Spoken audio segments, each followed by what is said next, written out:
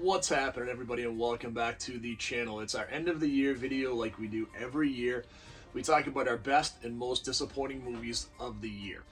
So for 2024, I've read a lot online where people saying it was a banner year for horror. I actually tend to disagree. I think this wasn't a great year for horror.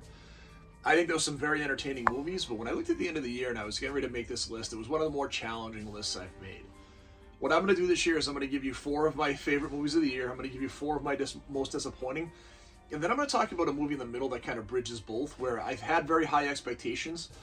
And it was an okay movie, but I think while it wasn't terrible, I would say it was one of the more enjoyable movies I saw of the year, but it also didn't live up to my expectations. So let's kind of walk through and talk about, our 4 favorite movies of the year. And then, like I've said on this channel before, I never really talk about the worst movies of the year. I do talk about the most disappointing. Now, there is one movie on this list, if you've watched this channel, that that really pissed me off this year, the movie I hated. The rest of them I'll talk about from why I was disappointed by them. So let's dive into our top 4. So for our top movies this year, I have a couple that surprised me that I really didn't have high expectations for. One that I thought was better than I expected it to be, and then one that I had high expectations for that kind of lived up to. So let's talk about the ones that kind of came out of nowhere for me. The first is going to be VHS Beyond. I actually have a hit or miss feeling about the VHS series, and it's interesting because Dead Meat actually went through and did all of the movies this year, and I've kind of been watching them since they first launched. I love a good horror anthology. I think it's incredibly entertaining. In VHS Beyond, I think bringing in the extraterrestrial element did an excellent job. I thought it was one of the best of the series. I thought it was genuinely scary, and I think that last vignette with the space travel is genuinely scary. Like an incredibly scary movie that scared the crap out of me. And I think I've said before, like alien abduction movies, for whatever reason, I find to be some of the most compelling, scary movies. So well done to you. Excellent movie, VHS Beyond. One I would definitely recommend. Another movie that kind of was fun and came out of nowhere was Abigail. Hopefully you know about this movie. Again, young girl kidnapped or presumably kidnapped by a group of mercenaries. Turns out to be a vampire, and this kind of chaos that ensues.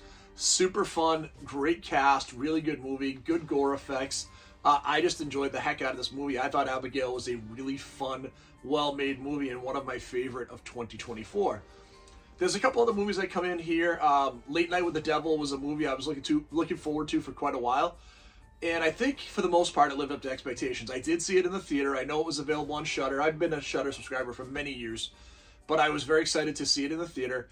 And I thought it was very good. I enjoyed the movie very much. I thought it lived up to the 70s expectations. It was very on purpose. The acting was good. It was scary. A couple of really good gore effects. So good job to you. Late Night with the Devil. I thought you were a fun movie that lived up to what I wanted to see in 2024 from a good throwback, semi-low budget horror thriller. Was really, really fun. The last one I want to hit on was a movie that I thought was really good that 2 years ago, two movies jumped off the screen to me that I had no expectation for, and they were Pearl, which was the follow-up to X, and it was Smile. So when I saw Maxine was coming out and I saw Smile 2 was coming out, I was super excited for 2024. Smile 2 lived up to expectations. We'll talk about Maxine on the most disappointing section in just a couple of minutes. This is well done, man, and I love the stakes in this movie. Like, the stakes are amped up. We have a pop star in the vein of Lady Gaga who has been infected with this virus, with the seeing the suicide and everything that happens from there. And I thought the first 2/3 of the movie was excellent. I thought the final third lacked a little bit, but man, that last sequence, that final scene, is so kick-ass, so scary, so well done. Absolutely won me back. I thought it was incredible. So that's our top 4. Let's talk about our 4 most disappointing movies of the year. Number 1 for me, without a doubt, if you've seen my list, was Lumina. A movie I knew nothing about. Saw it in the theater. Regret seeing it. It was the only movie that made me actually physically angry this year. I just thought it was really poorly made. Again, I love a good alien abduction movie, and this has aliens. It has, time travel elements a little bit. It's got, space. It's got a lot of cool stuff. It just didn't come together, and the movie's special effects aren't good. The acting isn't good. It's just a bad movie. The movie that I probably got the most crap for this year on the channel was Longlegs with Nick Cage. I didn't love Longlegs. I thought Nick Cage was too over the top. I thought his character was goofy. I thought the story was contrived. You had good actors. It was well made. It just wasn't a great movie. It didn't excite me. I wasn't like blown away by it. So I just thought it was an okay movie that I was a little disappointed in. I just didn't enjoy it. The next one we'll talk about is In a Violent Nature, right? So In a Violent Nature, this was everyone's like comment, oh my gosh, we're getting back to a Friday the 13th type slasher. Yes and no. Like, there's some really good stuff in A Violent Nature. There really is. Like, there's a couple of really cool death scenes. The perspective, you know, the video game perspective is unique. The problem is it just doesn't do anything. Like, in between the deaths, you've literally got, like, minutes of time of just point of view of this over-the-shoulder character walking through the woods not doing anything. Like, it's like a first or third-person video game, but not a very exciting or compelling third-person video game. So, yeah, the kills are great. The setup is kind of cool, but the acting is very amateurish.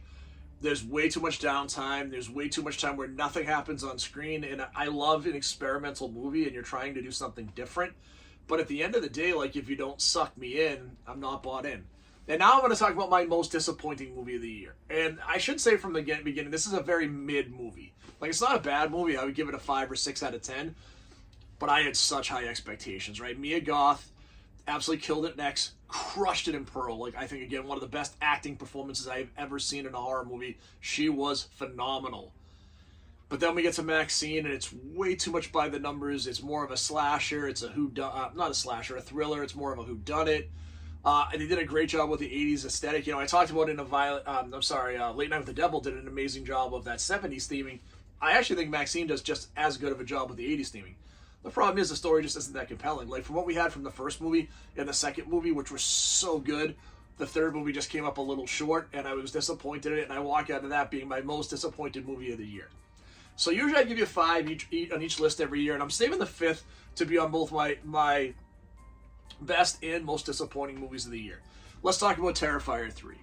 So Terrifier 3 was the elephant in the room in the horror scene this year. It just was. Like, that was the movie that everyone wanted to see. We knew it was going to be bigger. We knew it was going to be gorier. After seeing the second movie at 2 hours and 15 or 20 minutes, Terrifier 2 lived up to all expectations with gore, with violence. Everything in that movie was so amplified. So you get to Terrifier 3, you're like, what the hell can we do now? So we still had a 2+ hour slasher. I saw this in the theater as well.